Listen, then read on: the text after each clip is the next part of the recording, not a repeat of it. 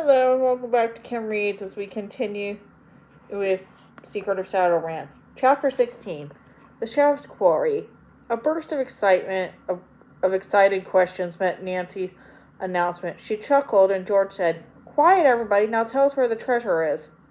Nancy led her friends into their living room, shut the door and announced, "And the Cliff's house is down on the valley." "They're certainly the oldest dwellings around here," said George, "but they are not on the ranch." "They were when Valentine wrote his letter." "Nancy, how do you know?" Alice asked. "Because Aunt Bet told us every stone in the fireplace came from somewhere on the ranch. It stands to reason that the Indian grinding stone came from the cliff dwelling." She reminded the girls that Sheriff Humber had been obliged to sell that part of his property after Valentine's death. It's natural that he would get rid of the outlying section first. "Nancy," declared George, "that's a great piece of deduction." Just then the triangle changed for the luncheon. As the girls hurried to the kitchen, Nancy requested them to keep her theory a secret. "We won't be able to check it before tomorrow, and we don't want anyone else to get there before us." As the group hurried into the kitchen, they stared in amazement. Mrs. Thurman, ladling out stew at the stove, was wearing her big white apron as usual, and on her head was perched a black straw hat bedecked with artificial roses. And instead of being amused, the cowboy stood about looking uncomfortable, and Aunt Bet's face was strained. "I'm leaving," announced the cook without turning from her work. "I fixed my last dinner in this place. As soon as it's over, I'm riding into Tumbleweed with you young folks to take the 3 o'clock bus for Phoenix." Mr. Rawlings said soothingly, "Things have been pretty rough around here, Mrs. Thurman, but we think they'll be getting better pretty soon." Mrs. Thurman faced the rancher squarely. "Mr. Raleigh, I can take rough times with the best of them, but phantom horses, that's just too much for me." She picked up the big bowl of stew and walked it toward the table.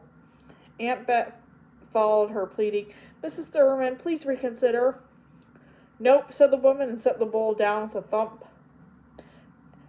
Nancy knew the loss of the cook would be an added hardship for Bet, who not only had ranch house duties but was needed to help with her husband. The new crisis threw a pall over the meal. At the appearance of a magnificent lemon meringue pie, the gloom became even deeper, for it seemed likely the last time any of the diners would be tasting Mrs. Thurman's fine cooking. With the dessert gone, the men pushed back their chairs and rose. Immediately the cook asked Dave what time he would be driving the ranch wagon to Tumbleweed. Before he could answer, Nancy spoke up. "Not for half an hour yet, are you, Dave?" He caught the urgent message in her eyes and nodded. "I'll honk the horn when I'm ready to go," he promised. As soon as the men had left the kitchen, the girls and Aunt Bet gathered around Mrs. Thurman and pleaded with her to remain. The little woman shook her head regretfully, but steadily refused.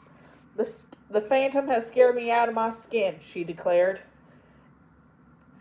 "If I could prove to you the phantom's a real horse, Mrs. Thurman, would you stay?" "Of course I would. I'm not afraid of a live critter." "Then just let me have a little time. I'm sure I'll be able to show you how the trick is done." The others chimed in, cajoling the cook to give Nancy a chance. Bess added, "I don't know how we'll get along without you and all those wonderful pies." Mrs. Thurman considered a moment. "All right, one more night." At their delighted thanks, she flushed with pleasure and marched off to remove her hat. When she returned, the girls and Aunt Bet cleared their table. Before long, the horn of the ranch sounded, and Nancy left with her friends. Dave, Tex, and Bud were in the yard talking under Ed. Bud was holding onto the guitar case. A short distance away, Shorty lounged against the horse trailer, which had been hit in the back of the wagon. As the girls came up, they heard Uncle Ed say, "You go ahead, boys, and have a good time. You might need help with those palamine and those when the vet comes," said Dave. He glanced uneasily at Nancy, and she understood at once how he felt. "I'll be glad to excuse you, Dave, if you feel you ought to stay," she said. No, that's not necessary, Ed Raleigh said. As Dave thanked him, Nancy noticed Tex talking quietly to Alice. Flushed with excitement, she smiled happily and hurried to Nancy's side. Tex's brother Jack is going to be at the rodeo, and Tex says Jack would like to take me to the barbecue and dance. He's 15. Jack, I mean. Is that all right, Uncle Ed? She asked, blushing. The rancher nodded and chuckled. I've met the young man. Go ahead. As Alice went back to tell Tex, Nancy and George looked knowingly at Bess, who dimpled. How did you fix that, Miss Cupid? Her cousin asked. It was easy, Bess replied. I remember Tex had mentioned his brother was coming into Tumbleweed for the rodeo. Come on, called Tex. Let's roll. The others hastened to the ranch wagon. Bud, carrying his car, climbed in the back of the wagon, and Shorty joined him. Tex and George and Bess sat in the middle while Nancy and Alice took seats next to Dave, who was at the wheel. I've never been to a rodeo, Alice said as they stared out. What's it like? Tex grinned. Well, Dave here's going to flip some fancy loops, and so is Bud. He means they're going to rope cows, said Bess. Steers, Tex corrected. Bess asked Tess what he was going to do. Dog is steer, was his reply. Dave chuckled at Alice's puzzled look. He'll ride his horse along a ring steer and leap aboard. Then he'll bite the dust, Bud teased. Not Tex, Dave rejoined. He's a real salty bulldogger. And Shorty here is the bronco buster, said Tex added. I'm fixing to win, too, Shorty declared. Wouldn't be the first time. He went on to brag about several occasions when he had won prizes in rodeos. While he talked, Nancy was quiet, thinking about the phantom horse. Oh, I wish Chief could talk, she said to herself. He's been closer to anyone. She wondered again why the dog had been held prisoner. Suddenly, Nancy thought of the light she had seen in the spring house shortly before the ghost had appeared. With a thrill of excitement, Nancy figured how the trick could have been done. It was all she could do to keep herself from exclaiming it out loud. She could say nothing to the other girls until she had an opportunity to prove her theory. And I can't do that until after dark, she thought. When they reached Tumbleweed, Dave drove slowly through the streets crowded with visitors. Many of the men had on fringed buckskin jackets, and some of the women wore long pioneer dresses with sunbonnets. Others wore graceful squaw dresses. Suddenly, Nancy spotted a drably dressed gray-haired man standing in the doorway of the store. The man who called himself Bursey. And at the moment, his eyes met hers, and he darted away in the crowd. Nancy's heart sank. The sheriff, who was on his way to or from the cabin, had missed his quarry. Nancy wondered what to do. Get word to the authorities? Dave interrupted her thoughts by saying the raid will not start for an hour.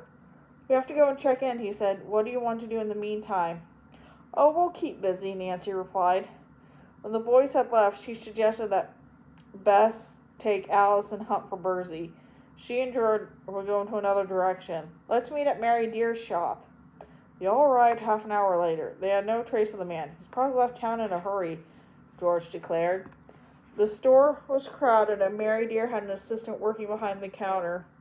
While the other girls looked at jewelry, Nancy beckoned her Indian friend aside and asked if she would keep a secret. When Mary promised, Nancy told her she hoped to find the treasure in the Quick dwellings and inquire the best way to get them. There are stairs to the front, said Mary, but they are not safe. You'd best come down from above. She exclaimed that at the far end of the cliff apartments there was a huge slab of rock which had been used as a lookout point by the ancient Indians. Stairs led from the rock down to the top row dwellings. Nancy thanked Mary and promised her to let her know if she discovered anything. By this time, the other girls had brought Indian jewelry, and after Nancy had purchased a turquoise pillbox for Hannah, they left the shop. The foursome followed the arrows to the far end of town, where they had found the radio arena. A short distance from the stockyard, Nancy bought tickets at the front gate, and they all found seats in the stands. Beth sighed. I'm so hot. I'd like to have a cold drink, and I think I need a hot dog to go with it. George grinned. Eating is a very fattening hobby, dear cousin. Before Beth could retort, a voice came from the loudspeaker. Telephone for Miss Nancy Drew in the booth next to the refreshment stand. The girls looked at one another in amazement. Afraid that something had gone wrong with the ranch, Nancy excused herself and hurried off.